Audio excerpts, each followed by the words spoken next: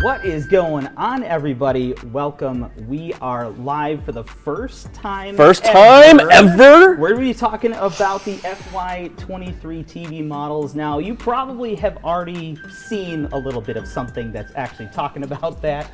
We got some bings going on in the background. We are live. So, but here's what you want to do. Even if you have seen that, you definitely want to stick around because we've got some amazing personality. But even more importantly, too, we have a lot of awesome information, not only from this amazing talent, but also we have some pretty big brain action going on later for some awesome Q&A. So, make sure as we go, if there's already questions that are out there, make sure you throw them in the comments, and we'll do our best to get as many as we can as we go. But without further ado, my name is Derek. I'm from Sony. With me is Eric from Sony. And more importantly, Mr. Brian Tong. Wow, y'all hyping me up. Thanks for having me here. I'm so excited. Also, when I sit on this chair, I just need to like take this all in. Relax, is this how we're gonna do the show? Like the live stream? Okay, I'm gonna stay here until you tell me not to. I'll come back up. But no, thanks for having me. I mean, this is really exciting. I mean, I love TVs. I'm a TV junkie, so I'm happy to be here and talk shop with y'all. Yeah, it's an honor to have you here. Thank you. Gonna keep things real fiery and spicy for us. Okay, which is nice awesome. and hot. Nice and hot. So you had a chance to take a look at some of the models. Yeah. And I want to kind of get just some initial thoughts because I know you were like, oh, I want to say stuff, but I'm gonna wait. Well, you know what's great about this is I've been reviewing TVs for as long as I can remember, and so I've seen a lot of TVs, you know, how they've evolved and the quality of them. And I recently did a review of the recent A95K from 2022, and I said, look, hands down, this is the best looking TV you will ever see, and it's held true since the time it was announced, since the time it launched, and 3 or 4 months later. And one of my biggest things about it, I said, is like, okay, I want to buy this TV, but I need a little bigger, right? It launched at 55 and 65. People at home now are getting larger TVs. I've wanted a big kahuna, and I said, once you guys go big, then this is the TV I'm getting. And then with the announcement today, the A95L going up to 77. 77, just for you. And all that glory. And also on top of that, you guys have upped the brightness on it. So by waiting that year and being a little patient, but frustrated but patient, I think it's gonna pay dividends for me. So obviously that is the high end. I'm just super excited about that TV. And then your entire lineup from the base models and moving up, and the tech that we've seen, and obviously your processing, color processing, nothing beats it. I mean, I've said this before I got here. I said this before you guys had me come out here. And so it's just really exciting to see, as a tech fan, someone who loves tech and TVs. Right. I think I'm in the right place today. Yeah, nice. Yeah, no, yeah, absolutely. And I'm glad, one of the things you brought up, like, I wish I had it in a bigger size, right, for the A95K. So keep in mind out there, and I want to really emphasize this because this is definitely coming to the forefront.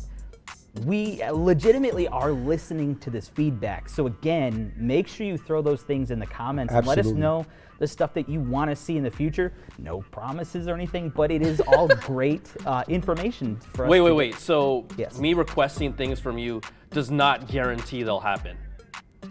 So if I ask for a feature, no. Yeah. See ya. No, Thanks for coming by. Just kidding, guys. Come on. Yeah. No, you're gonna leave? You No, want to look at these TVs no way. a little I'm bit here. more. I'm here. Come on. That's awesome. But I do want to kind of touch on what you talked about, the A95, and you mentioned it's a little bit brighter. It's like twice as bright, right? Peak brightness twice as bright, which is insane. Well, I mean, yeah. Here's the thing, okay? There's numbers that are always thrown around about peak brightness, and but it was essentially when you have all these review sites and people measure with their own tools. It hit the A95K hits 1,000 nits. The A95L hits twice as much. If you do math, you probably know what that means. 2000. So that's a TV that when people have been debating about qd-oled versus mini LED and backlight of, they aren't bright enough, right? You need brighter TVs for most of our homes that are exposed to a lot of daylight and bright conditions. That also slams that argument now that, OLED is not bright enough. So that's huge.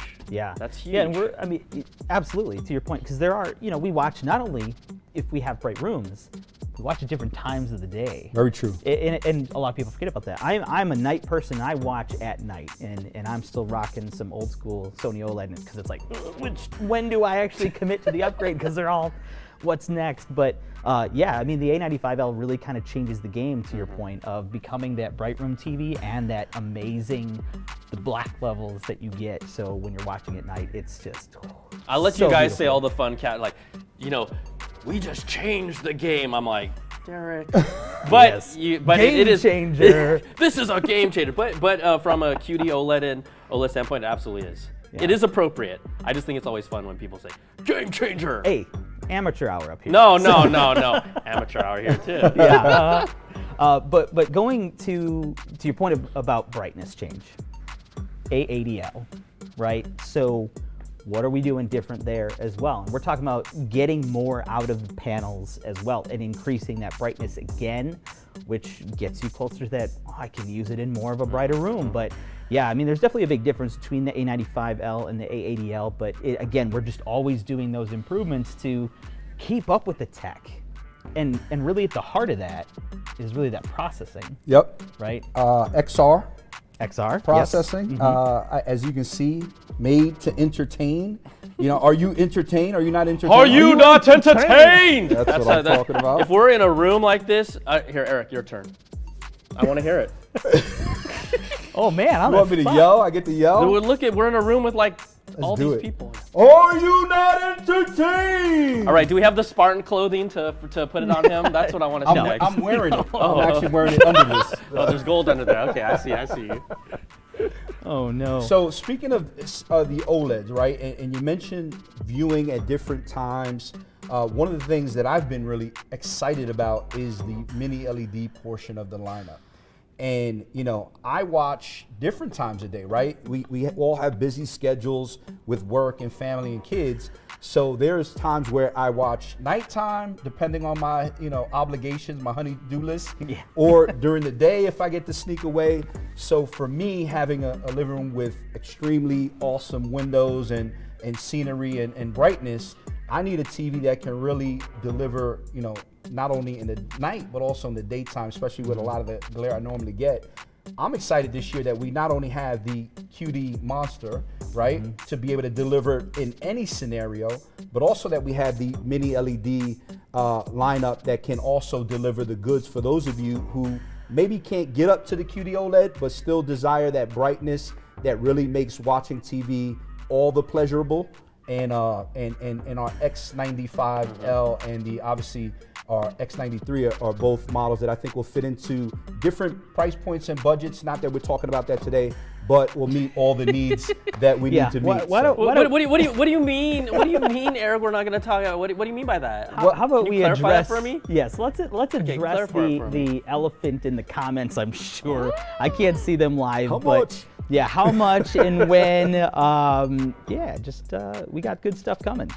Stay tuned. Stay tuned. Yeah, absolutely. Well, you know when you talk about mini LED, so whenever people always ask me what TV should I get, first thing is I'm going to ask is actually their budget, right? People aren't always, most consumers are not buying a TV based on the best tech. Most like the tech people or, you know, the video files and the people that really care about that, they know, you know, how the tech stacks up, but say like my family members, my brother-in-law, they're like, what's the best TV? I'm like, well, what's your budget? And when I always try and push people, I'm like, okay, right, we have full array LED, but mini LED is really kind of that sweet spot of value and quality. I mean, if I saw the X93Ls and X95Ls today, when you look at those TVs, no one tells you those are mini LED, based on how tech has advanced over the past, let's say 3 to 5 years, they look like OLED TVs. Yeah. They really do. And so the general consumer who's not as savvy about this, but wants great, like really great image quality, I always point them, you know, in that direction first, and then, okay,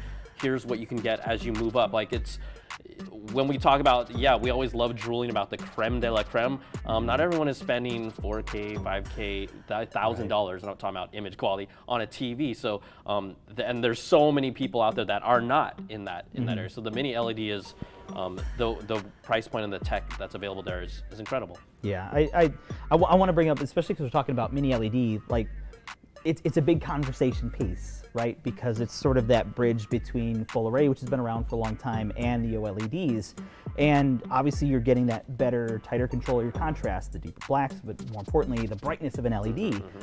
But keep in mind, like, yes, we are, depending on the model you're looking at, we are getting more peak brightness and in some cases more zones, but we need to emphasize, and a lot of people overlook the fact that it is not about a zone count. It's about how you control that. That's a great point. And that really comes down to what Sony does so well, right? Cognitive Processor XR that you mentioned, and the algorithms of giving you accuracy, but not just like, no, let's just dim everything down to get, no, we need to keep it accurate and true to what the director intends I think to something use. you said really stood out to me, because listen, if we're being honest, we're not the first to bring mini LED to market. What? Right? I know, as shocking as it may sound. Yeah. I was, I'm a consumer before I'm a Sony employee, right? So watching the tech and hearing about the tech, and we have tons of great, LED technology, crystal LED, C-LED, and all these things that you hear from other manufacturers that's out there. But to your point earlier, budget plays a big role in whether that's reachable to the average consumer. And I think one of the things that I noticed is when mini LED first came out, because maybe some people brought it to market first, there was still a lot of things left for me to desire from the technology that I assumed would be like game changing. And then I looked at other models, that we had in our lineup even before we had this tech. Yeah. And I was just like, it's debatable, right? Like the X90 for me was playing in the same arena, let's say, but now that as processing is taking off, and that control that you mentioned, and backlighting, and it's so many different components that really make mini LED special. And the fact that you now have what I feel is one of the all-time best processors in the BRAVIA XR cognitive processor and the backlight technology, I think when you bring both of those together is when you guys out there are really going to start to see that mini LED is something that you're going to want to give a shot. You're going to want to get to your local retailers and check it out, because this is, in my opinion, mini LED done right. So Yeah. Also, you said game changing, so I'm going to take a sip of tea right now. Yes, game changing. Cheers to There you you go. But we've talked a lot about, like, we're kind of working our way down. Kind of a nice little thing here. X90L. I want to first, before I kind of go into what I want to go into, I want to first ask you, like, what was your impression from what you saw? Well, again, as advancements has happened over time, the image quality on that you wouldn't say first instincts that's a full array LED backlit TV. You just wouldn't. And I'm not trying to kiss your all butts, but I'll say this so you guys don't have to sound like, oh, it's corporate speak. But when you talk about the cognitive processor XR, there's plenty of TVs out there. Like, we know that qd-oled is available from other manufacturers, but you put Sony's qd-oled TV next to another manufacturer's, you can tell how the processing that you guys do it, the color image, the detail, the subtleties. There's a reason why I drooled so much over the 95K. There's a reason why I'm here to drool over the A95L. And so that matters, right? Yeah. Everyone is gonna do how they present the image differently, but the processing done on Sony, it really makes a difference. People that are watching that know, they know. They're like, okay, he speaks the truth. But I'm not, I don't work for y'all, right? But when you look at something like the A90L at, let's call it like, it's really like a mid-tier TV, but your base model in the BRAVIA XR family, shoot, I don't know what the price is going to be of that yet. I'm waiting, guys. Well, you can keep waiting. I'm going to keep waiting, just like everyone waiting. else. But knowing how typically you guys have priced that model and where it stands competitively, great option. Yeah, in the X90L has been, the X90 series really has been so popular because, to your point earlier about where people are spending their money, and it's like an incredible picture quality, and it hits in the wallet of most people, not everybody, but this year, like, it was like a jump, like not only in terms of the picture quality, but even like the design, just looking so much more premium, absolutely gorgeous. But to your point, I did see a comment earlier about somebody asking why wasn't it mini LED? It's a disappointment. Whoa, let's rein it You all in for a got mini second. LED. Let's check it out We have before you those. make that right, comment. Right, sure. Absolutely. So we do have mini LED options, X93L and X95L, but when you get so good at controlling the backlight accurately, you get nearly. Let me just brush that again. You're so good. So let me Thank just brush that. It's like when you get so good, guys. Yeah, I mean, well, I can't, but these engineers that are in this building and in Tokyo, like, are doing amazing things with this to get this incredible picture that has just really kind of blown people away. And I'm really kind of excited to see everybody else get a chance to check it out, because I think it's going to be Derek, awesome. one of the things Why are you that yelling, bro? I'm a yeller. I'm sorry. I'm excited. I'm excited. Eric. So, one of the things that really stands out to me is, we work for the company, right? And year after year, it almost seems like we fall into just a routine of calling, to your point earlier, right? Game-changing technology. He gets to take another sip, or world's best, and this and that, and sometimes that can get lost. But what I'm actually seeing from year to year gives us the ability to say, like, hey, these processors, though they may have the same name, are getting improvements. They're being able to analyze the hardware and improve that year over year. But then as new tech or new hardware rolls out, there's a whole new headspace to be able for that processor to really show you what it's got. And so, even though it sounds kind of like, okay, Sony, yeah, I get it, the processor's good, it's actually getting better and better year after year, brighter and more dynamic. The colors are popping more. And, I want to make sure that we address a big part of the audience out there, but how about the game menu functions that are in the new lineup? I think people have been begging for that, and I'm finally happy to be able to talk about it. So I'm interested to see how you feel about some of those new game menu settings. Well, as an owner of multiple gaming consoles, I think that has always been key. We've seen, right, the ability to get quick access to some of the settings that are specific to gaming, and when a console is plugged in, and make it easier and really make it automated is key. So you have the new game menu. I thought was really cool is when I was checking out these TVs is when a console is plugged in and when you hit the actual menu button, that's when you see the game menu button, the game menu show up, right? So it's context, it changes depending on whether you're watching TV, Good point. whether you're gaming. The other thing that was really fun about, look, last year you guys, maybe it was before that, but you really made it easy for people with a PS5, and a lot of people are in the ecosystem where when you plug it in, it does the automatic HDR detection. It does, VRR, ALM, like just by knowing if there's a game console there.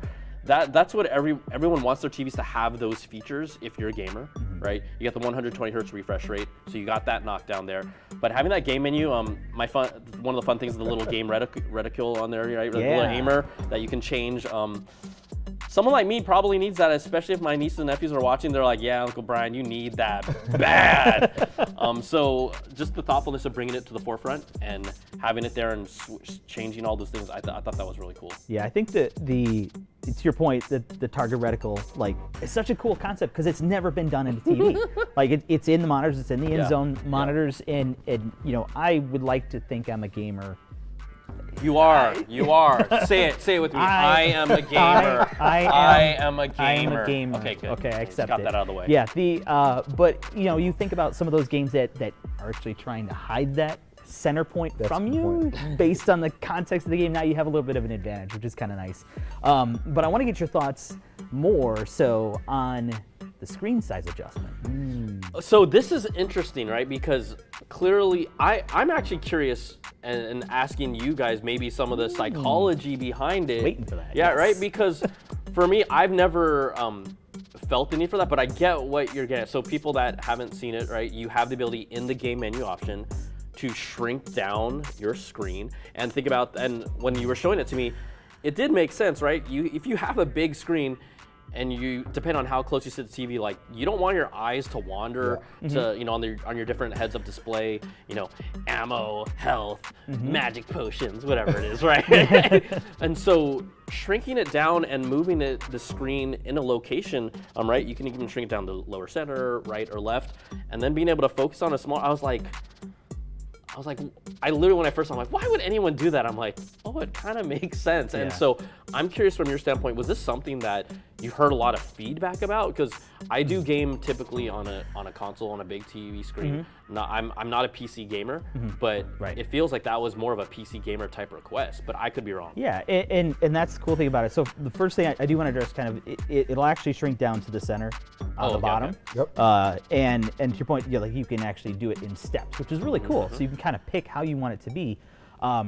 I might be the old school gamer type like you, right? I'm used to having the TV and whatever, but seeing some of these in-zone gaming events, I mean, I'm something like these people are like in that monitor, like whoa. Like, what was that again, like, Derek? Like, okay, that's really close. That's really close. Yeah, you're welcome. But it to your point, it just makes it so much easier to see everything. I've not really personally experienced that. I did get a chance to check out an in-zone monitor and just where my console was. I basically set up a little table and had it in front, but I was limited in my space, so I was pretty close, and I was kind of like, I'm not so bad at this game anymore. So it did make a difference. But the cool thing about it, you don't have to use it. Yeah, exactly. It's totally optional, and it gives you that flexibility to scale it how you want it to be. So I think it's totally game-changing. Oh, take a sip. There it is. There it is. The other thing though, like it's interesting, like how the DNA of other product lines in your company end up affecting, something like a TV. You take learnings from making that monitor, and also seeing how the industry works. Like some people might say, oh, I like this TV because it has the menu bar. Like from a competitive standpoint, it makes sense to put that there, but you guys added a few extra little bells and whistles that definitely do not exist on other TVs. Most of them are like auto game mode, VRR, ALM. You can change like the blackness level on here as well, depending on what you want to see. So you guys added more to the table, and it's always, as a tech person, you just want to push things and kind of create new ways of how people use these things. That makes sense. That you just mentioned about adjusting the black levels in the game mode is one of my favorite name features. And for those of you out there who don't know what Brian's talking about, he's talking about the black equalizer. Oh, equalizer. Not to be confused with Denzel, but definitely a really great feature. And really allowing you to have, again, you'll notice a rhythm of really using game features that are going to enhance the gamer's ability to hand out L's, if you know what I mean, right? And there it was. You have the aim, in the middle that's going to help you be more proficient at shooting and targeting. You have the black equalizer that's going to help you see some of the homies, waiting for you deep in the darkness levels, and be able to raise that up so you can identify some threats before they get you. So I want to make sure that everyone is aware not only of the names, but why the feature is there. To your point, it wasn't just to look cool, but it was really to enhance the overall gamer's experience. And I think sometimes we use the term gamers really loosely, right? We have some people that'll be on panel, or a person that'll be on panel who I really consider a gamer. Shout out to my guy Rob. Big Rob. But we also have Derek, who needed to be convinced in the fact that he was a gamer. I'm not a gamer, but my son is a pretty hardcore gamer. Shout out to my son out there. But like I always think, hey, I know what everybody wants or needs if they're a gamer, but you don't, right? Because there's so many different levels of gamers and gamers' needs and things that they find important. And I think really, again, the screen adjustment, screen size adjustment feature, black equalizer, the ability to aim right in the middle of the screen, all these things really just bring the gaming television functions to more gamers. And so when you go out and say, hey, this is the top gaming TV for 2020 whatever, huge, right? Well, now I think we've actually given people the reason to consider our BRAVIA lineup as a lineup that's a really serious player for all gamers, not just your PlayStation 5 gamers, as we've kind of focused on in the past. And we talked about like the trends in the market have dictated that people want their TVs to be legitimate gaming displays as well. And also, dude, black equalizer, that sounds sick. Like come on. black equalizer. We should say it like that the rest of the way. We should. Maybe a new movie idea. So shout out, anybody who is out there that can make it Hey, is happen. that a Sony produced TV show? You better be careful. Listen, you better be careful. Listen, we can All make right. we can make it happen. We can make it happen. We have the Queen Latifah's like, studio. not on my beat. We have the studio. I hate to change the topic, but I'm going to. Just real quick, because another feature because we did, we talked a lot about the gaming. Sure. And at the end of the day, obviously there's different TVs for everybody, depending on your level of gaming, but there's also people that watch movies and gaming, so finding that great hybrid. And I do believe we have an option for everybody, Yep. just finding the right one for you. But Eco Mode, I think is a really cool addition. And also, what are your thoughts? So it was fun because when we were looking at the settings, right, I think it's, first of all, as someone who's a big ocean lover, environment, who surfs and loves the environment, I mean, obviously it can sound cliche when people say, oh, you should care for your planet, but it is really important for every company to be green in some way. Like you have to. If you aren't, it's kind of like not only are you behind the game, but you're kind of insulting, kind of the consumer base and how we contribute. A lot of people say we contribute so much e-waste with all the tech that we have, and there's got to be ways to balance it out, right? Companies talk about being net zero. So with the eco mode, how you can conserve power, and so then it has this this tree animation and stuff to. You said that like it's a bad thing. No, Man, I said it's think cute. I said it's so cute. cool. Okay, here, hold on. This little tree animation is so cute. That's what I meant. Sorry Okay. sorry Right, about that, no, guys. I took it as that. Oh really? Oh, I just sorry. needed I'm sorry. a little clarity. I apologize. I thought it was cute. So it's like, and also it's really easily accessible. It's not buried into the settings. I think that's an interesting thing that you guys did with game mode and eco mode. They're readily available to jump into because Lord knows how fun it is to jump into the settings of your everyday TV and figure that out for yourself. I wish you well, friends. But yeah, eco mode is a great kind of like story piece of the TV as well. Yeah, I like that. I think the themes, we talked about the gaming theme and how we've addressed that in this lineup, but also the eco mode is another big theme for Sony as part of our Road to Zero. And Derek, I'd love for you to take an opportunity to maybe say what that means to you. Sure. And we're doing more than just obviously the game, the eco menu or the eco mode, but we're also doing a lot in regards to the different types of materials we use to make the sets to make it more environmentally acceptable. So. Yeah, I mean, I do think it is important. I have a young daughter, so obviously, going into the future, I think is very important for her. And it's awesome what Sony's doing in, like you said, the Road to Zero initiative and adding things like, well, we've had it for a while now, Sorplast, which is Sony recycled plastics, onto the back of the TV, obviously reduces that need for newer plastic, just kind of recycling and stuff. And it makes a big difference. And it's just any little bit is going to help. And adding the eco mode, to your point, instead of menu diving, it's just super No one's going convenient. to touch it if it's in the menu, buried deep. Right, They right, are. and a lot of people literally will plug in their TV and they'll turn it on and they'll change the inputs and go to their apps and that's it, and literally do nothing else. And it's just a nice, quick access kind of a thing. So I think it's a great addition to the lineup, absolutely. Now, I just want to point out, because I see a lot of comments just going on in the chat, our second segment, and correct me if I'm wrong, we're going to address a lot of those questions in the chat. Yeah, actually. So some really good stuff. Actually, when we were talking about game menu and the different gamer requirements and things that gamers want, I want you guys out there to know that we're not ignoring you, but we're going to save some of these great recommendations, but also questions for our second segment coming up here in a few. So we'll get to some of those topics that are near and dear to your heart. Yeah, so. I think we should head to that now, if you're okay with that. I'm okay. I'm here for the ride, baby. I'm here. Just bring it on. Bring it on. All right. So, there's an extreme highlight here stating there will be a quick 2-minute break while we get our next guest on. But I want you to stick around because the Sony IQ is about to expand. Explode. Explode. Oh, I'm getting, he's actually saying that that's not true. So, no, we have an awesome guest coming up here really quick. So 2 minutes. Oh, we're not getting smarter. We're getting dumber?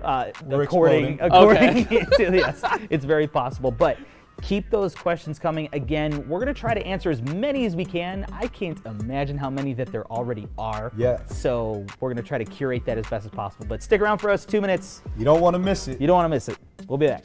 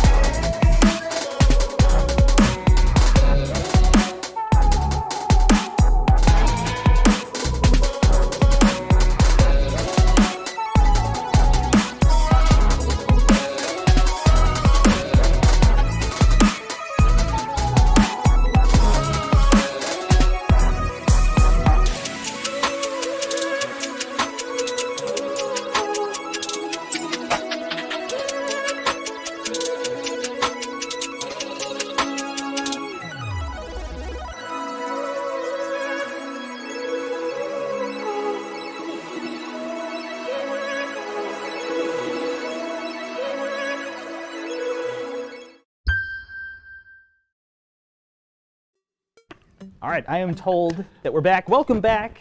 Thanks for sticking around. And again, we are about to have some amazing information from our man Rob here. This comes from here, this man. Extreme brain trust. It's just but before we get into that, I do just want to let you know, obviously, keep the questions coming. We did comb through because we did have a lot of them. Some are actually have been already asked on other videos, announcement videos that we did have. So, but I think a lot of these are going to be important, good stuff to know. And we also have some great questions from our community forum, which I know that you, Eric, are a big part of. So I just want to give a quick shout out to our Sony Community Forum members that are watching the live stream. For those who don't know, these are a very special group of customers and members to us that basically challenge us, give us great information, raw consumer feedback about our products, different things that they're going through with products they own. So shout out to them. They've all been invited to this live stream. And specifically, I want to give a shout out to a group of about 20 individuals that I consider family, really. But those are the Sony community advocates who are also part of a live Q&A going on, being led by our good friend at Sony, Dax. So I want to give a shout out to the community forum advocates as well.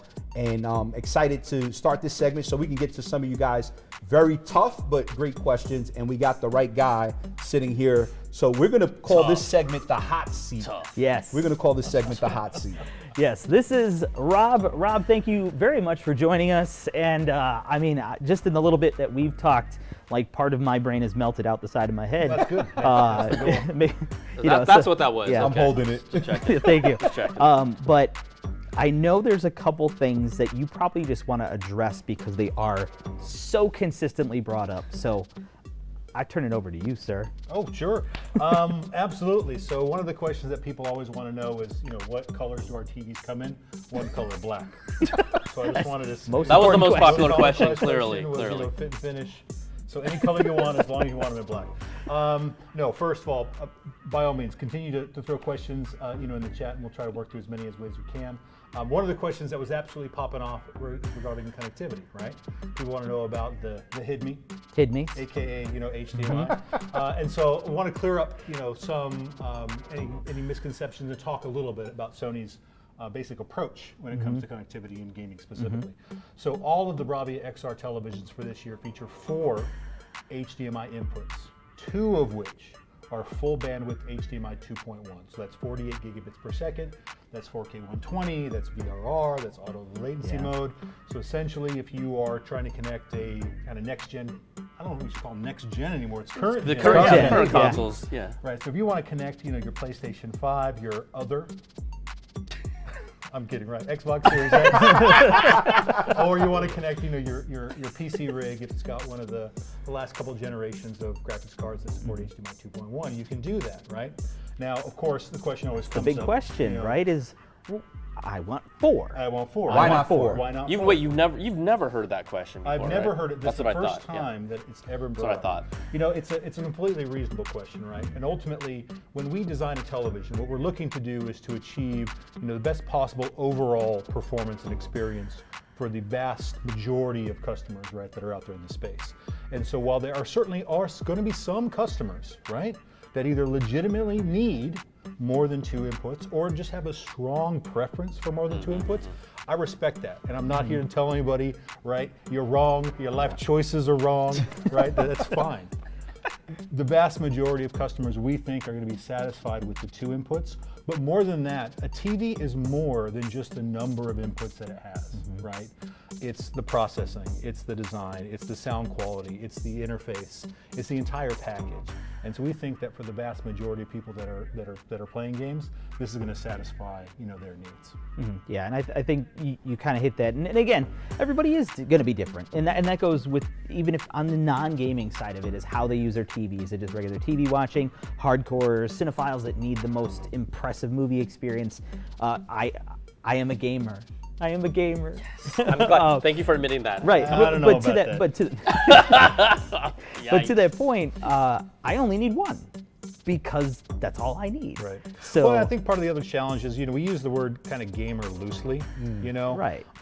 It's like, am I a gamer? Well, I don't know. I've got a high-end custom-built PC and every console for the last 20 years, all in my office next to my television. So maybe I'm a gamer, maybe I'm not. I mean, maybe you think I am, maybe I'm not. But, is my wife a gamer? She plays mobile on her phone every day, right? She matches the fish and the wood. I don't understand it, right? But that's what she does. But a couple times a year, every couple of months, a new game will come out and she'll say, hey, bring the console in, I want to play. So she likes to play in the bedroom, and I wheel it in there and she sits down and she'll play, Horizon Forbidden West for like 2 weeks straight. Is she a gamer? Yeah. She defines herself as a gamer. Sure. She don't need no, 800 HDMI ports. So I think really the question is just to ask yourself, what do you need as, as a consumer, as someone who plays video games? Does it make the right kind of fit for you as an overall package? Yeah. But keep in mind, everything else that comes with a Sony TV, it's more than just the number of inputs. It's more than just the number of nits and the number of zones. It's the overall package. Beautiful. So you get the trade. It's really, when you get down to those additional ports, to your point, it's a trade-off, right? Like I can definitely go out and buy a new receiver, for example, right? That can help me support more HDMI 2.1 inputs, or I can add a new Sony A-series soundbar, for example, and get more HDMI 2.1 inputs if I need them. But I can't go out and get better picture quality by adding an accessory, right? Yeah, you can't go buy pixels. You can't go buy more HDR. You can't go buy a bigger brain. Or creator's intent. Yeah, you can't purchase creative intent, right? And so that's really what we're trying to do, is to strike the balance that makes the most sense for the vast majority of customers out there, whether they play video games, casually or hardcore, whether they're cinephiles, whether they just want to stream, Mandalorian forever, right? It's coming up, season 3, right? It just dropped yesterday, Or last The Last night, of Us, today, right? But we want to make TVs that make the sense for the vast majority of customers that can deliver the creative intent, whether it's movies, TV shows, or video games. Rob, before we move on from this I think very important question, there are some people in the live chat right now who really got emotional immediately when this discussion took place, and where we've talked about different reasoning behind why we do what we do. But I do think it's also important, I think you mentioned yesterday, where you legitimately have more than 2 devices that would require, let's say, HDMI 2.1, I'd love for you to share with everyone out there watching, how do you how do I resolve deal with that? it? How do I resolve it? Yeah, how do you resolve it? So ultimately everything's a trade-off, right? So I have a 42-inch OLED. It's from Sony, so that means you know what the model number is, right? It's my monitor, and it's permanently connected to my PC.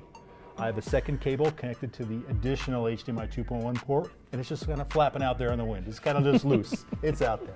And when I'm playing on my PlayStation 5, I'll drop it in. Because the type of gamer I am, I'm 100% completion. I'm a trophy hunter. I'm an achievement hunter. So I'll play a game for a couple of days, if not, a couple of weeks. Dead Space remake, 4 playthroughs. Atomic Heart working on number 2. He's a right? gamer. That's just this is how I roll. Right? Again, we got people which like because I don't play. I've been doing this a lot here today. I play, but I don't play, right? And so when I want to switch consoles, there is a price to pay. My price to pay is I have to take the HDMI cable out of my PlayStation and plug it in. I'm so to sorry. The Xbox back and That forth, must be so right? hard. Yeah. But what I get in return for that, and granted, right, that is something I lose, right? But what I get is I get what I think objectively, and I can prove it if you ever want to meet up somewhere in a parking lot, better picture quality. That sounds Right? scary, but yeah. I hear Better picture quality, better performance, improved processing for everything that I stream. And let's face it, we stream a lot of content. Everything looks better, sounds better. I think the Google TV interface is the best interface you can get in a modern television, right? That's what I get. So it is a trade-off, and I'm happy with the trade-off that I make. I cannot argue with that. Awesome. Great answer. I Thank you, love Rob. that. Let's hit Now up you guys a want to ask some hard questions. Oh, I got a good one later. I think No, I not think right now. I think kind of moving past gaming, maybe to some of the other topics here. There are 2 questions though. Carell, hopefully I'm saying that correctly, wanted to know if any of these new gaming features, because this person seems excited about them, will they be coming to some of the older XR series televisions?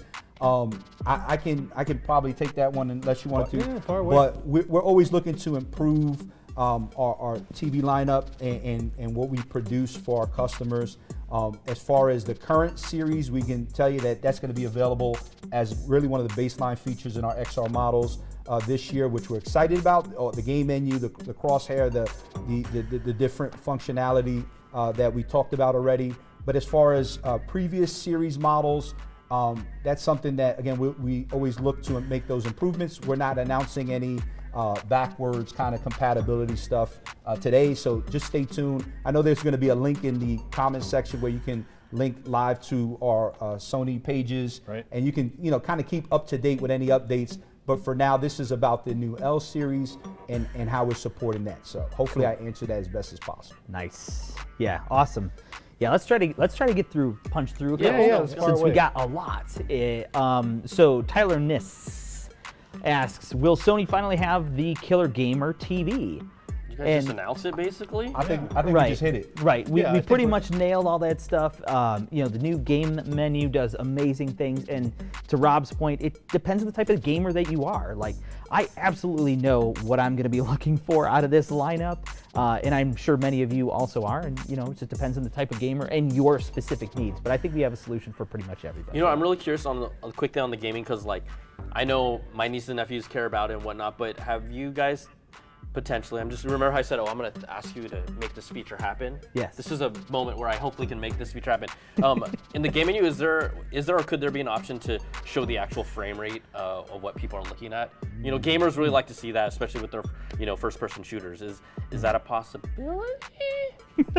I think that's the question. He for ended hear with that at me. the I guess end. I'll answer. So to answer your question, at least for right now, so set expectations. You get your new television. You fire up the game menu. What it's going to show you is the incoming, basically frequency, right? So not the frame rate, but if you're connected and it's showing and you're being delivered, 4K 120 hertz or 4K 60 hertz, that's going to be displayed, right? It's a great request. It's a I'm great just feedback. asking. And again, as Eric kind of mentioned, we're always looking for ways to enhance the overall experience, and we're constantly having discussions internally about what not only does our kind of community, our customers want, but the feedback we get from reviewers and influencers. So certainly everything's on the If table it for happens, I discussion. did it for all you out there. If it happens, you can thank me later. Shout out to Brian. There you Thank me go. later. Yeah. Yeah, I took one. I won't be back next time, but I took it for you. Cut him a check. Cut him a Get check. out. No, but I'm glad that you did bring that up, right? And to that point of like, oh, it'd be so cool to have this feature. Like on our videos, like subscribe to the Sony Electronics channel, the Sony Support YouTube channel. And when you see these videos and there's like, oh, it'd be really cool if you could do this, throw that stuff on the videos. You know, we absolutely listen to that stuff. We absolutely love to see that. And, you know, can we hit everything? We'll do our best. Really is. Let's be honest. But yeah, I mean, obviously, if you see the same thing over and over and over again, there might be something to it. Yeah, so make sure that you guys are doing that. Check out all the other videos and throw those comments out there. We love. And if you like, if you like watching that content, right? And I don't want to seem like the guy.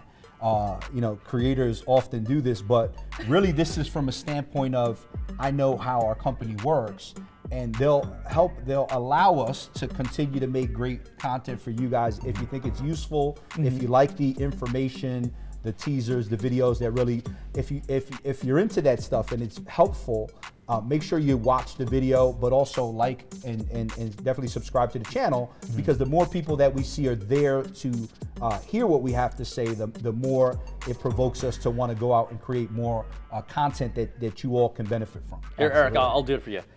Hey guys, I'm here with Rob at Sony Electronics YouTube channel. If you love content like this, remember, make sure to like and subscribe, read our comments, and we love your feedback. All right, we'll see you in the next video.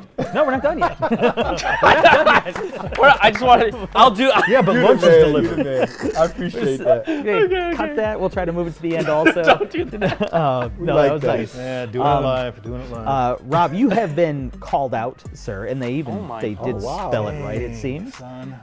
So can you speak to the processing in game mode? I noticed this year upscaling has said to be improved. Does this carry over to game mode with, say, a 1080p source like another console? That You might switch. Yeah, Something you might switch to. You might switch to? Yeah, I get you. It's a great question. And listen, the call out, I love it, right? So first, when it comes to processing in game mode, right? Let's talk about a couple of quick elements from a technical perspective. If you want the best possible gaming experience in terms of like input lag and like snappy response, ideally you always want to match the incoming resolution with like your display resolution, right? So that we know scaling has to happen. Now that's not always the case. Sometimes we're playing games on older consoles. I still have my PlayStation 3 Gen 1 60 gig that's got the built-in PS1 and 2 emulator that I'm never gonna get rid of, right? Wow. So sometimes I want to play some original, you know, Metal Gear Solid, and 4K ain't no option, right? On composite video.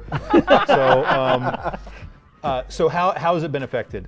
Yes, the processor improvements that we implement into the Cognitive Processor XR do roll over to game mode as well. Essentially, when it comes to game mode processing, we do, generally speaking, tone down some of the processing to ensure that we have very responsive gameplay to reduce input lag as much as possible.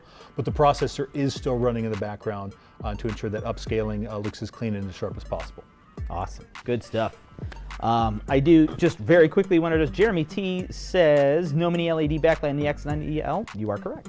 But to just quickly go just very simply a little bit further into that, it's the improvements to the hardware and the processing that, I mean, it is a legitimate rival to a mini LED TV. So when you get a chance to see it, you might be like, I challenge our guy Jeremy, even though we appreciate everybody's feedback, but I challenge you to walk into a store or somewhere where you actually see this model on display, and then look at maybe a competitor's mini LED model, you know, close in price, to say that you can find anything really that this TV doesn't offer. It's brighter in some cases, right, than it was. It has a lot of these game menu features we talked about. There's just so much more to the improvements with the XR Cognitive processor that when I saw it side by side versus the current year model, I was like, what? yeah, it's impressive. This is the new, It's very and we didn't even talk about the design yet, because the design is really what took me back, because I'm used to getting you know, that sturdy, more, you know, sexy, I don't know if I can say this, sorry, but design. Not in front of me, that's too much for me. No. It has You the nice. It has the offended the nicer. talent. It has the nicer legs. The nicer, right? Everything to me about this X90L model really just raised the ante when it came to quality. And I'm used to getting that from the 95. and I'm getting that this year on the 90 series. Listen, I challenge you to figure out something about this model, especially the price when it does get announced that you don't love. It's a pretty spectacular set. Awesome. Good stuff. We got another comment that says, I'm interested in the blur reduction of the for these TVs. I've been looking to get rid of my competitor OLED because I find it disappointing when it's 60 hertz or below for gaming. So you want to kind of flesh that out a little bit? Yeah, let me talk about blur just really quickly. I don't want to get through a lot of questions here. There's a lot that you can talk about when it comes to blur reduction. Blur ultimately comes from two places. There's blur essentially that comes from how content is generated. If it's live, it's the camera movements can be a little wonky, and blur can be in the signal. And then blur can be created by the display device itself. Blur can happen. So managing blur reduction actually requires two things, right? There's a software component and there's certainly a hardware component. We are giving you as someone who plays games more control. Within the game menu now you have quick access to the motion blur reduction feature, and they're basically off, low, mid, and high, and so you can kind of toggle the intensity of that reduction. That is primarily designed to remove blur that's caused due to the kind of organic biomechanical ways that our bodies work, as well as panel artifacting, right? And so that's how that works. From a processing perspective, our televisions are designed to identify what artifacts are native to the signal, artifacts that have been introduced as a result of compression or video distribution, and we can suppress and eliminate those. So between giving you that control of how much blur reduction intensity you want and the native processing, I think you're going to be really happy with this. One more other point I'm going to make. All these BRAVIA XR televisions, they're all going to be 120 hertz panels. Yes. So from a native hardware perspective, we got your back. We think that that's something that you deserve when you are from a kind of a mid-tier and above. That's just par for the course. You need to have that technology. Price of admission. Price of admission, Absolutely. right? Yeah. Absolutely. Awesome. Cool. Good stuff. Awesome. I saw one about any new. Asked something about sound bars a few minutes ago. Maybe you can take that one, Derek. Any upcoming sound bars? I'm pretty sure we just made an announcement. Just today. Yeah. Yes, the HTS 2000 was just announced today. Do we want to go into a little bit of details? 3.1 bar. Yeah, we can. I think we can talk a little bit about it.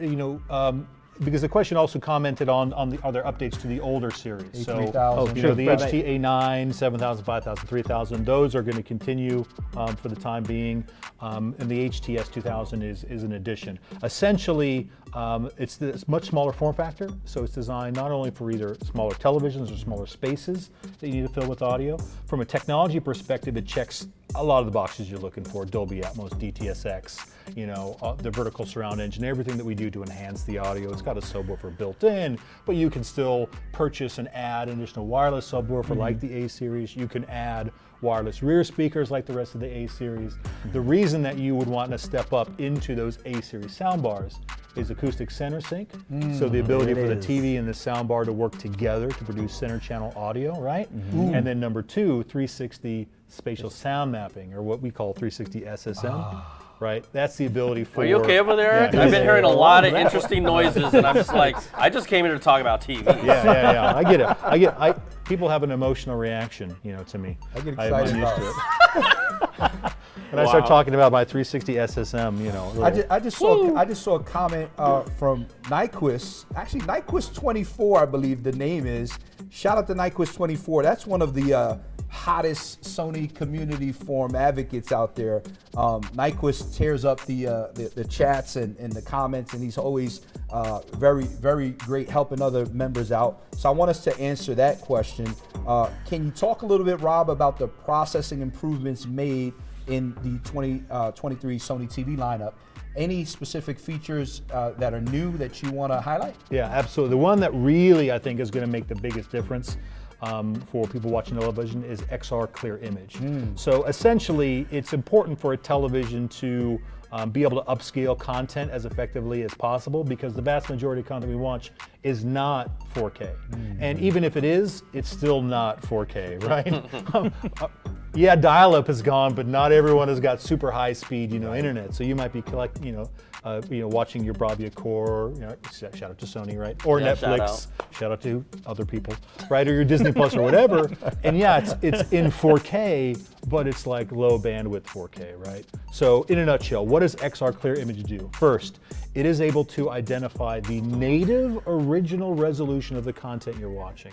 Oftentimes the content that you enjoy has been passed through a streaming box or a console, or sometimes even a receiver will upscale it to 4K before sending to the TV, but it's not real 4K, right? So the TV recognizes that there's been some funny business kind of happening. And so we detect what the original resolution is. Is it high definition? Is it standard definition?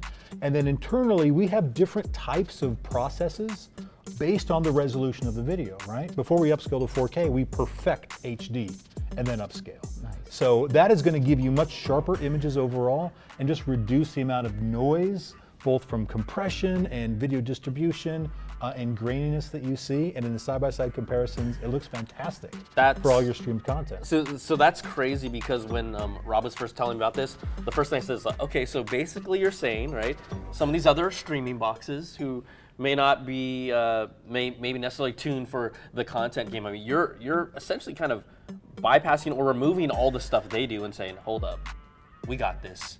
We'll make it look good. Hold up. Yeah. It's like really interesting, right? It's like, hey, if someone uses an external box, right, because they prefer that interface or they have accounts with that, that's fine, right? But primarily those devices are used to kind of corral all the content, allow you to access it. I love those devices too, but none of them are really known for like video upscaling chops is the name of the game, right? So we will jump in and take care of that. That's cool. Right? And that's really the big change. There are obviously improvements that we make to the processor regularly. You're going to get firmware updates for TVs years after they come out, and sometimes the description in the firmware update says picture quality enhancements. That just means we're always in the background, always working on making things look as good as possible. Not as good as you. Well, I mean, there's only so much engineers can do. Right? He's just Nature one man. does He's the just rest. one man. He's just one man. I noticed the haircut. I like it. Yeah, a little trimmed up. Yeah, trying to get my There it Brian is. on. Wow, I can't even do that. Yeah, I'll try. Gonna hurt yourself there. All right, we got another question. Can you talk about the QD-OLED A95L and the improvements you've made to the picture quality? Eric, you want to take this one? Actually, I want to hear what Rob has to say about the QD-OLED, because I know he actually owns the previous model. That is a great point. He's probably the better person to let us know what he thinks based on having the older, Lashes model. Yeah, Lashes model. Okay. The now defunct king of TV. No. That's old. That's dated technology. It's so dated. It's so dated. It's like I feel like I'm Flintstones when I'm watching my A95. No, the king remains until there's a new king. All right. I'll give that. I have to imagine. I mean, I'm not trying to jump in here, but I gotta imagine being someone who is a technophile and videophile that he knew the A95 is great, but when he sees what's happened with the A95L, it's like, oh, I gotta get that. How do you feel about it? Yeah, no, it's a good question. I'm obviously spoiled. I'm in a position where I get access to lots of cutting edge technology. The A95L, first from a upgrade, right? Primarily what you're going to notice immediately is going to be the uptick in brightness. So 200%, up to 200% higher peak brightness. But because QD-OLED, and I'm sure most of you already know this, because QD-OLED does not use a white subpixel to drive luminance, as it gets brighter, you don't lose color volume. So really the play is not just, it's brighter and brighter is great, but it's brighter and colorful, right? It looks absolutely stunning. And where you're really going to see, I think, that primarily kind of impact is if you're watching Dolby Vision content, right? And if you're playing games, they can take advantage of much higher brightness. And I think that's really where it's going to come through. I'll tell you this: my A95K is still a monster. It is. I've never said it was. Right, and I absolutely love it. Yes, it is going to move to my secondary TV position in my house. It would have to, because I held out. The A95K was the best TV I'd ever seen, and it takes a long time. TVs make little gradual improvements, but when you see something that good, you're like, oh, this is the next level up. And so I was happy you guys didn't make a 77 last year, because now I'm like, okay, I was waiting it out. Now that you're making a 77, it's twice twice as bright. You still get the same intensity and all these benefits. I'm like, the L, I mean, that's not, I will take that L. Absolutely. And the If you know what I mean. other one thing that you will. I'll Yeah, add, because I don't know this question came in the chat, but I think it's a reasonable question because I've heard this before. People want to ask, well, when it comes to OLED, things like longevity and the potential for image retention, aka burn-in. If it's twice as bright, is it more risky? And the short answer is no. Based on both thermal layer, aka heat sink technology we put in behind the panel, the real-time kind of thermal analysis the processor does to see how it's operating, you get the higher brightness and there's no loss in longevity and there's no increased risk in terms of panel image retention or burn-in. So it really is all the good, none of the bad. It's got the new kind of split stand design, so more in line with the rest of our lineup, which means I can do multi-stand kind of options. So it's checking a ton of boxes. I'm super thrilled about the television. I really am. If you own an A95K, I'm not saying you got to get rid of it. But Right. Maybe just grab a little Sharpie, put a little L, right? Change the K to an L. There you go. Right. But again, we're so thrilled with the entire lineup, not just QD-OLED, but the improvements to OLED, Mini LED, and even the full array local dimming. Eric, Rob, I hear what you're saying. Rob, you made a mention about image retention. And I actually thought I saw a question in the chat asking about what we've done on our OLED technology to kind of help to reduce those issues that some customers are still concerned about in regards to image retention. Can you spend a little time Sure. on Yeah, so there are a couple technologies that are built in that are just passive, that are running in the background that you don't need to worry about, right? There's pixel shifting technology where essentially images, if they're essentially static or they sit for a long time, they will ever so slightly shift around. So slight you're not going to even notice they're moving, but essentially we're spreading the workload out over more pixels, right? That's one thing that we do. Another thing that happens is when the television's in standby mode, so it will start to, don't freak out, it'll start to learn when you watch TV, right? Like modern TVs, when you hit the power button, they're not off. Like your smartphone, they're in standby mode. And so the TV will start to learn that if you don't watch at like the middle of the night at 3 to 4 a.m., it doesn't turn on, the panel doesn't turn on, but it will learn that people aren't watching and it will start to do kind of a panel analysis and a panel, essentially kind of a panel refresh.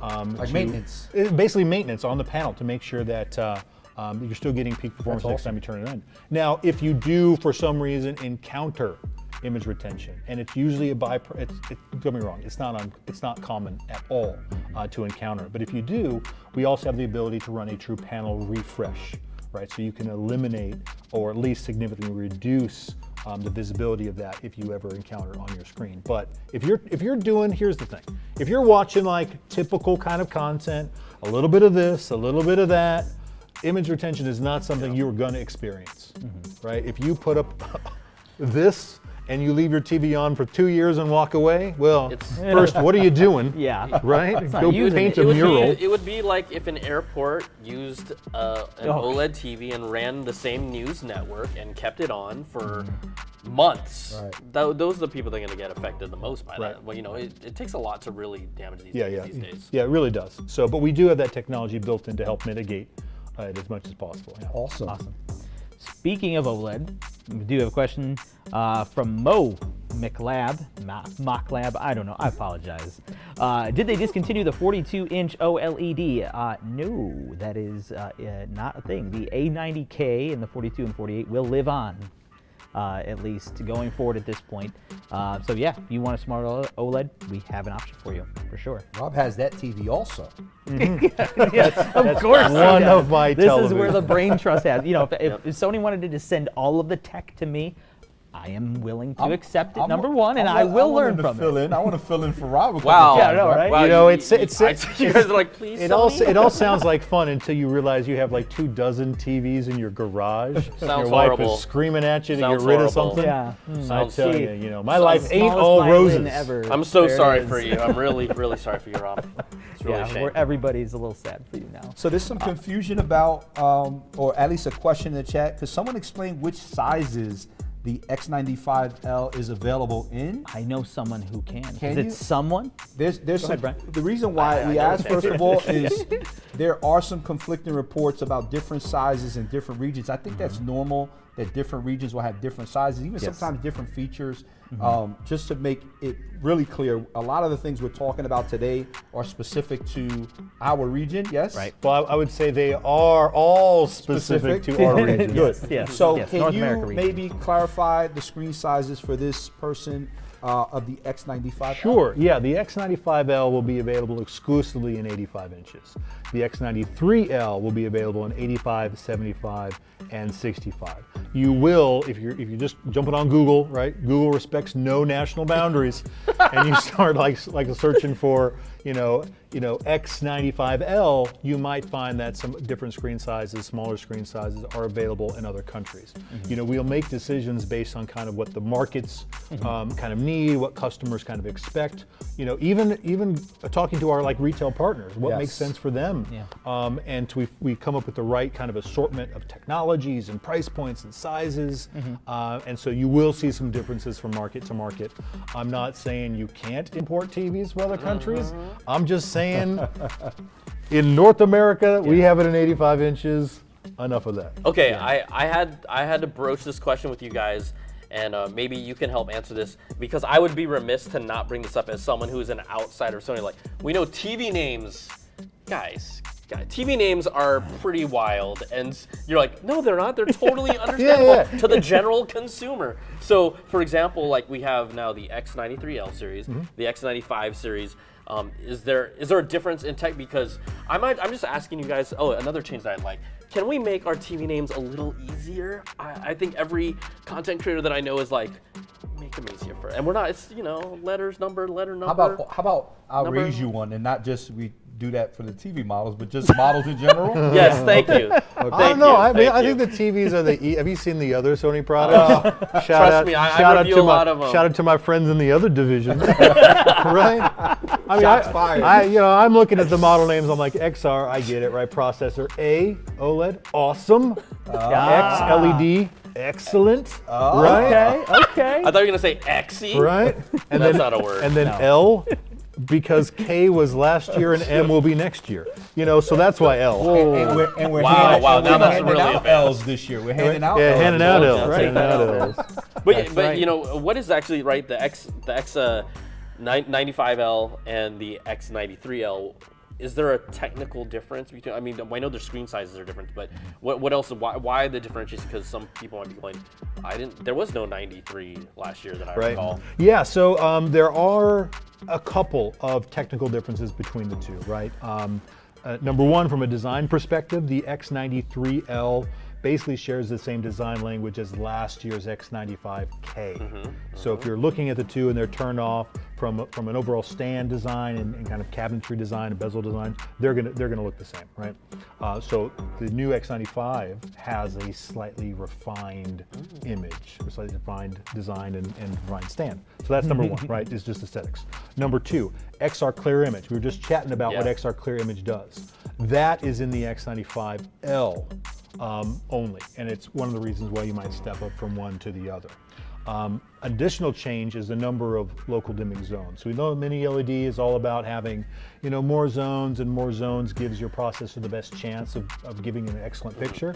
And so it's 13% more local dimming zones in the X95 compared to the X93. But when you're talking about the other features that we're announcing, the game menu, the eco mode, BRAVIA Core now has been upgraded to support Dolby Atmos. Oh, that's nice. All of those things are in both televisions.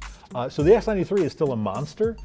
It's just if you want maybe a little bit more localized contrast control, 13% more zones is going to help there.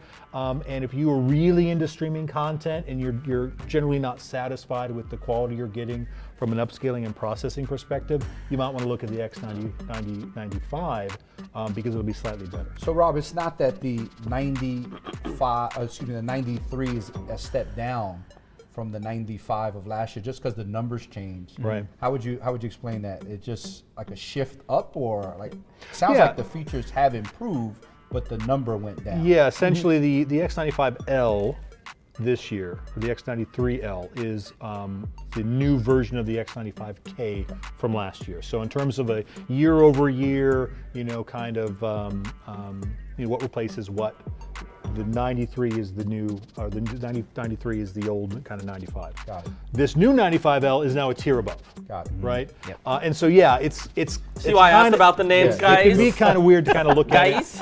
it. Guys. Point well taken. Yeah, but to make it kind of straightforward, if you are shopping and you are in mini LED territory and you're 85-inch territory, you got these two models to pick from Sony. And what I would really focus on more than anything, I think the XR Clear Image. So it's how much streaming are you going to do, right? And what's the quality of your streaming sources? What's the speed of your internet?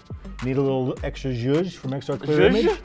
Then we got a model that gives you zhuzh. Good point. Good point. Okay, so I want to rein us in for a little bit because literally this screen is, Sean is literally yelling at me right now that we have 4 minutes left. It's probably close to 3 now at this point. So I want to try to just knock out, let's just Rapid fire session. Rapid fire session. So we got one here. Rob called out again. We're getting a lot of questions on 3D. Does Sony have plans for it? Great question. 3D. Let's get this camera to zoom in on his face. That's what I'm looking for. That was a rapid fire. Sorry, my bad. So 3D is something that we support in like our projectors and some of our products. For television, 3D is not currently supported as a technology. It's something that some consumers are looking for, but ultimately we think that most consumers are satisfied with kind of 2D performance. But if you're looking for 3D, we got a great projector lineup. We can make that happen. Good call. Awesome. Great. Nice and quick, and you got really, really fast at the end of it. Love it. NoRam MLB, shout out. That's another Sony community advocate, so I'll give him a quick shout out. Does shrinking the picture, I'm assuming he's talking about in screen size, screen size. game menu, does it change the resolution or does it just change the size? They are the same thing. So resolution and size are related. You're going to shrink the image down on the screen. It's using fewer pixels. So in terms of actual picture count, your resolution has gone down. You'd still be sending the television, let's say 4K, and the TV has to reinterpolate that and present it in a much smaller space. So the resolution will go down. The pixels per inch is the same, but resolution will be lower. Nice. Very nice. Okay, I think they're working on whatever they're typing in there. What improvements have you made with the local dimming functions on second generation mini LED TVs such as X95L?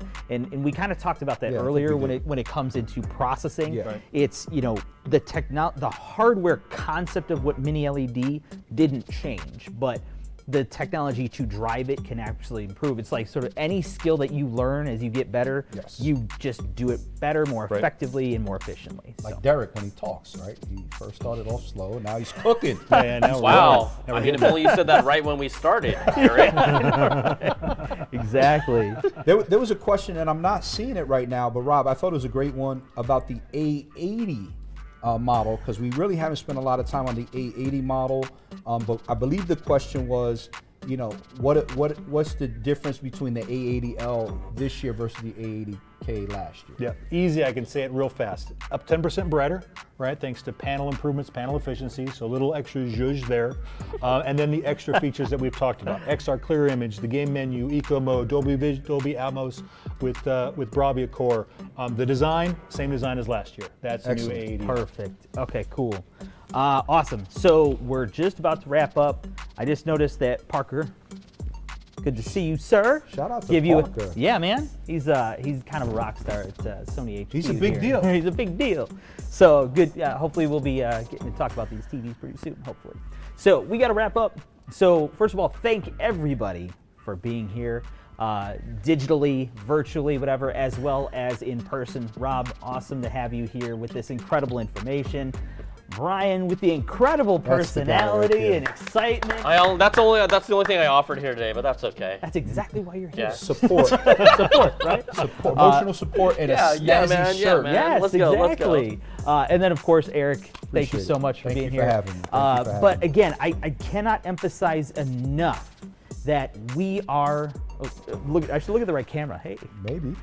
We are absolutely listening. Like, I look at the comments on a lot of these things, as does many other people. So if there are things that you are wishing for, things that you're hoping for, make sure you throw that in the comments. Yes. Make sure you subscribe, make sure you check out the videos, because we want to make the best products for you and your needs. I usually do end of my videos that way, but now I gotta. And now what are you gonna do? That was cool. Now they looked at us Now like, he's yeah, floundering. guys. He doesn't know what to do. Look at this guy. I want to give a shout out to my guy. He actually created the overview video that all of you hopefully have seen about the new lineup. You're welcome. And I think you're talking about somebody else. It wasn't you. I think I'd be remiss if I didn't give a shout out Thanks, sir. to Appreciate it. our guy Larry from Sony. Our guy or your boy? Our boy, your It's boy your boy. Larry. It's your boy Can Larry. we do that for a second for your Larry? boy Larry. Yeah. It's your It's boy your boy Larry. Larry. There. Oh, he didn't go wide. That's okay. All right, so let's wrap it up. Again, thank you guys so much Thanks for for being having here. us. Thank everybody out there for being here as well. And if you thought some cool stuff came from the video, make sure as it's posted, you share that out. And we'll catch you in the next one. It's your boy Derek. Signing off until next time. See ya.